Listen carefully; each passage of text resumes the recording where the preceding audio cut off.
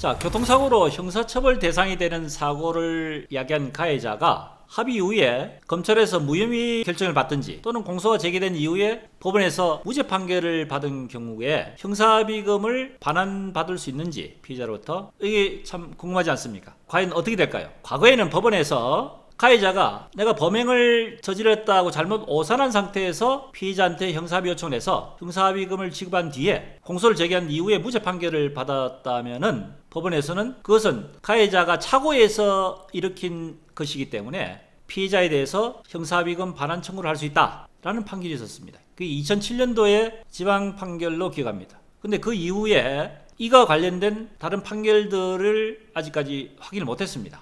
자, 왜 그럴까요? 그 후에 그러면 형사합의금을 돌려줘야 된다는 내용으로 지금까지 이런 사례도 충분히 있을 수 있다는 이야기입니다. 그럼 결국 이 형사합의금에 대한 의미가 뭔지에 대한 것을 살펴봐야 되겠죠. 과연 돌려주는 게 맞는 것인지 아니면 돌려주지 않아도 되는 것인지. 저 윤회에서 보는 관점은 돌려줄 필요가 없다 하는 이론적 근거를 한번 말씀드려 보겠습니다. 그의 타당한 이론적 근거는요, 일단 형사합의금이라는 그 의미 자체가 가해자가 어떤 처벌 대상이 됐을 때 그 사람은 피해자에 대해서 처벌을 원하지 않는다는 내용에 대한 대가의 의사표시에 대한 대가로 받는 것입니다.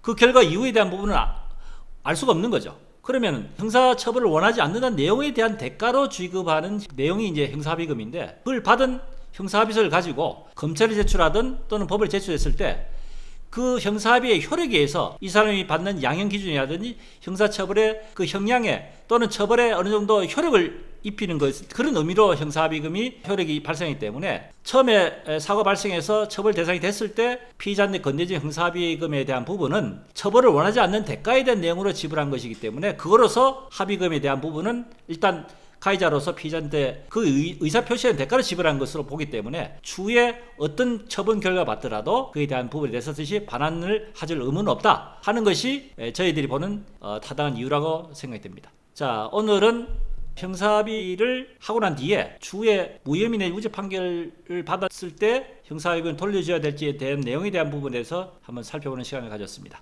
자, 참고가 되시길 바라고 다음 시간에 다른 주제로 다시 찾아뵙도록 하겠습니다. 대단히 감사합니다.